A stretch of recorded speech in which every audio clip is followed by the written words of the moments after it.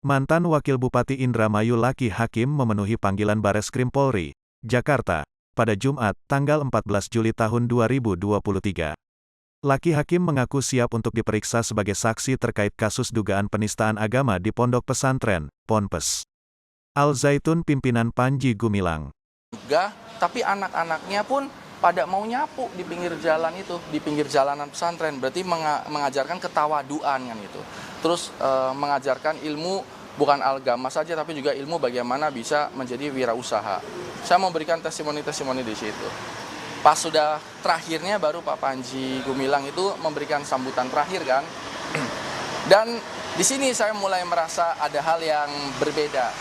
Berbeda karena setelah Assalamualaikum, Pak Panji bilang bahwa saya akan mengajarkan salam yang bukan hanya Assalamualaikum saja, dalam bentuk bernyanyi.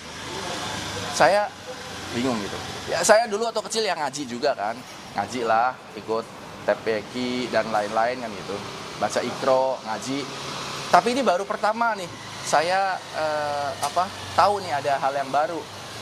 Dan kalau sekarang pada nanya, emangnya nggak tahu itu bahasa Yahudi? Saya nggak pernah belajar bahasa Yahudi, beneran. Cari di mana bukti saya pernah belajar bahasa Yahudi, saya nggak pernah. Jadi saya nggak tahu kalau itu bahasa Yahudi. Malah saya pikir bahasa Belanda. Kalau saya tahu bahasa depan itu Shalom. Oh, Shalom kan kalau orang Nasrani kan Shalom gitu, bukan Assalamualaikum kan itu. Ya ada nyambung-nyambung gitu. Terus diajarkan untuk bernyanyi dan semua diminta untuk berdiri. Ya saya berdiri. Karena yang mau mengajarkan saya pada saat itu adalah pimpinan pondok pesantren terbesar di Indonesia akan mengajarkan ilmu. Ya kita berdiri, walaupun dengan terheran-heran sebenarnya. Ya waktu itu saya nggak hafal, kalau sekarang saya udah hafal. Tapi saya jangan nyanyikan di sini kan, nanti masalah lagi. Jadi saya sudah hafal sekarang, tapi waktu itu belum hafal, makanya saya ngikutin. Setelah itu ya duduk, terus Pak Panji ngomong apa yang dia omongkan kan itu sesuai dengan konten pada saat itu satu suro. Dan itu yang aneh ya cuman hari itu saja dan kata-kata yang Shalom Aleichem itu.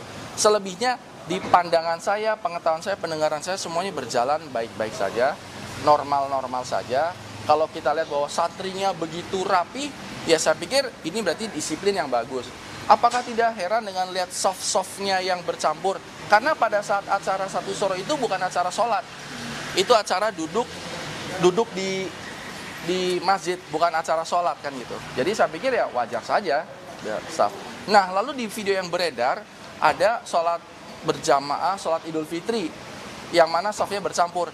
Itu di hari yang berbeda, momen yang berbeda, karena saya sudah di Jakarta, saya sudah mengundurkan diri dari Wakil Bupati pada saat itu. Jadi saya nggak ada di acara sholat itu. Jadi saya tidak pernah sholat di Masjid Rahmatan lil Alamin. Saya sholatnya waktu itu sholat asarnya saya di luar. Sholat asar di luar. Pas datang sudah sholat duhur. Jadi saya tidak sholat di situ dan saya tidak pernah sholat yang bersama, apalagi sholat id kan gitu. Saya nggak ada di situ. Nah itu sebabnya saya akan bersaksi apa yang saya ketahui, apa yang saya alami. Saya tidak akan proses membela ataupun menyudutkan, karena saksi ya saksi saja kan. Mas Uki, tapi setelah itu sempat bertemu lagi dengan Pak Panji, ada komunikasi secara personal yang terjalin? Setelah bertemu 2 kali itu saya tidak pernah ketemu lagi. Kalau personal hubungan mungkin kayak saling menyapa, ya tentunya kan. Karena kan kita nggak musuhan kan gitu. Cuman kita belum sempat, karena beberapa kali kan sempat kapan mau salat Jumat di situ. Dilalahnya sayanya nggak pernah sempat pas hari Jumat di situ. Terus memang sepulang saya dari Al Zaitun pada saat itu setelah tanggal 30 kan banyak foto-foto beredar. Ada beberapa dari tim internal lah, tim-tim gitu yang nggak internal banget gitu pada ngomong, Pak jangan ke Al Zaitun. Kenapa? Al Zaitun itu begini. Ini begini itu seperti apa? Nyeleneh, ada hal-hal yang ngawur, ada kasus-kasus. Saya bilang kalau nyelenehnya seperti apa? Mumpung saya masih bisa komunikasi sama Pak Panji nih, saya akan menanyakan ke nyelenehannya seperti apa. Oh Pak, ada lagi tentang yang orang kalau zina tuh bisa dibayar dosa itu bisa dibayar. Saya bilang sama tim, ini kamu serius? Kalau kamu memang serius, saya pertama akan tanyakan sama Pak Panji. Setelah itu saya akan nanya sama MUI. Habis itu kita ke Kanwil nih, Kanwil Depak. Kenapa saya menjadi penting urusan ini buat saya? Karena saya di podium ngomong, betapa beruntungnya ibu bapak yang menyekolahkan anaknya di Al Zaitun. Karena saya lihat konteksnya, ini sekolahnya bagus, rapi, pesantrennya rapi, muridnya yang mau nyapu di pinggir jalan, tahu bagaimana cara bertani dan berusaha, tapi ilmu ngajinya ada. Itu sebabnya saya bilang betapa beruntungnya. Tapi kalau ternyata ini terbukti, kan berarti saya harus marah dong sama Pak Panji. Pak Panji membuat saya menjadi mempromot, tapi ini ada hal buruk. Tapi ternyata orang-orang yang bilang itu nggak ada yang mau bersaksi, malah cuma tataran katanya. Sehingga itu membuat saya jadi, wah ini mah gosip kan itu. Tapi kalau memang ada, nanti saya bisa mengadvokasi lah, minimal saya bertabayun sama Pak Panji. Setelah itu saya akan tanya sama MUI, ketua MUI di Indramayu saya juga kenal. Habis itu kita ke kantor Kanwil, tapi ya tidak ada. Ya sudah, habis itu hubungan saya sama Al Zaitun ya cuman berakhir di datangnya pada saat itu cuma 2 kali tahun lalu. Terus kalau komunikasi ya sekedar menyapa saja kan gitu. Lanjut soal yang tadi bakal komunikasi ke Kanwil itu belum sempat terlaksana waktu masih jadi wagub. Belum sempat karena tidak ada orang yang mau untuk menyampaikan. Kalau kan saya tanya, Pak, begini-begini, saya bilang kamu melihat atau tidak? Saya nggak Pak, tapi temanmu yang mana? Supaya ini tidak menjadi tataran fitnah. Ini fitnah itu bisa menjadi kepada saya juga kan? Lah wong saya di situ bukan cuma duduk diam, tapi saya juga mempromot loh. Malahan ada beberapa pertanyaan media pada saat itu yang bagaimana rasanya masuk ke dalam Al Zaitun. Saya sebenarnya sempat heran ada media yang nanya seperti itu. Memang rasanya seperti apa sih masuk ke pesantren? Toh udah ratusan pesantren yang saya masuki dan saya menjadi tamu. Ya rasanya biasa-biasa saja melihat fasilitas dan lain-lain kan. Tapi kok ini sampai ada pertanyaan seperti itu. Lalu saya ceritakan, iya nggak ada apa-apa, biasa aja. Bahkan dari pagar depan, kenapa pagar itu ditutup? Karena saya tanya, Syekh, kenapa pagar itu ditutup? Orang kalau mau sholat seperti apa? Ya sholat aja, tapi pagar ditutup itu kan karena memang kita punya aset banyak. Lihat tuh Lup, manggil saya kan Lup gitu. Itu kambing-kambingnya kan memang diumbar, kambingnya kan banyak.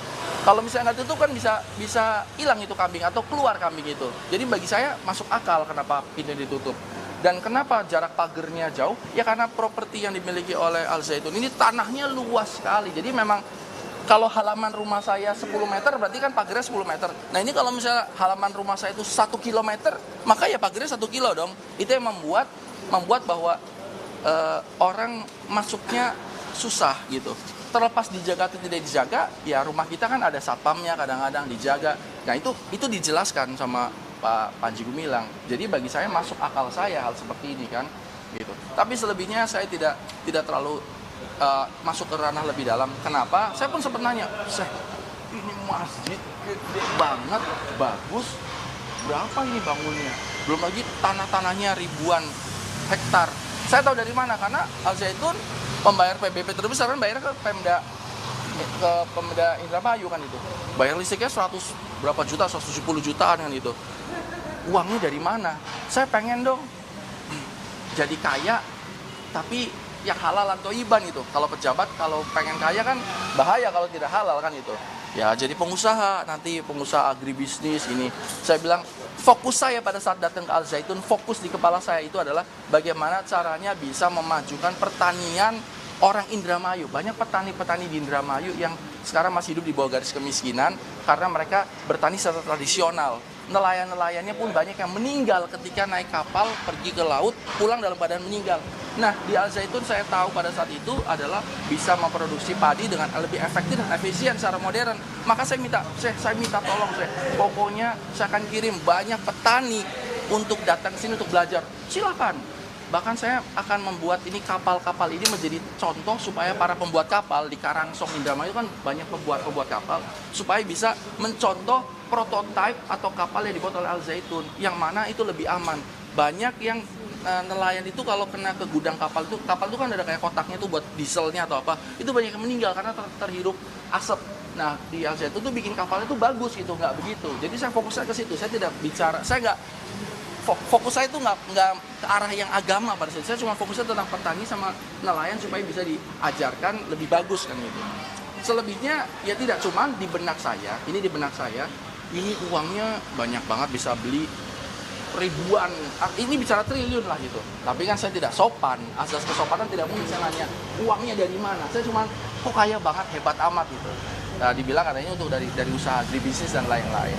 Dan sekarang ya akhirnya saya jadi tahu bahwa ada beberapa, ini saya sebagai pemirsa saya melihat bahwa di berita-berita dikatakan bahwa ada rekening-rekening yang dibekukan oleh PPATK, dan tidak mungkin PPATK membekukan rekening Mbak atau Mas kalau tidak ada indikasi kan itu loh. Benar atau salah nanti pengadilan yang memutuskan, tapi saat ini ada indikasi seperti itu. Sampai hadirnya saya saat ini diundang oleh penyidik reskrim, ini kan berarti ada hal peristiwa hukum kan gitu, ada dugaan-dugaan. Maka ini kita lihatlah gimana ke depannya, dan nanti saya juga pengen tahu ada apa di dalam sana. Jangan lupa subscribe ya.